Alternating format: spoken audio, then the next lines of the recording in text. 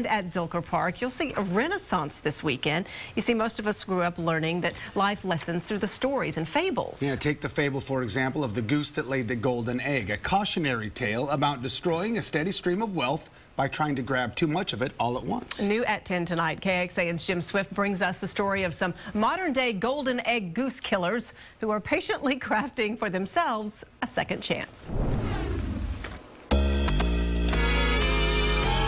When it comes to tossing frisbees about, some folks do it, well, poorly. Others are pretty good. Then there are those who are flat out astonishing.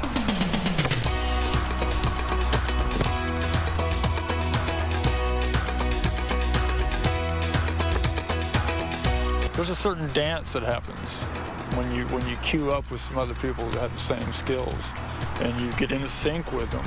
And there's a dance, a ballet, and there's a frisbee that's common between all of you. But like a rhythm.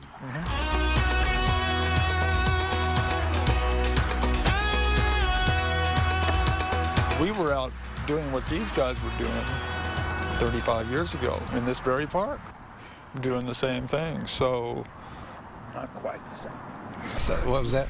Not quite the same thing. It's gone to a whole nother level. These guys have developed some great techniques that we weren't doing. When Jimbo Bauman held court at Zilker Park in the late 1970s and early 80s, big crowds would gather to watch.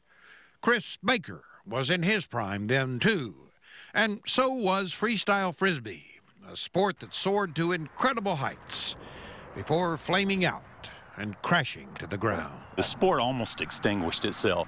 It achieved overnight radical success in the 80s, thanks to me and several other guys around the country that were getting big sponsorships.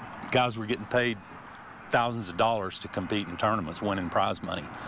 And because of that radical overnight success, some of these guys got to where, well, you know what? I don't want to play with new people anymore. I want to just sharpen my own game. So in the 90s, the sport suffered a real setback. We're all here now trying to rebuild all that magic back and get newcomers into it. Has everything that has been developed in the way of manipulating a frisbee been done now? No, more.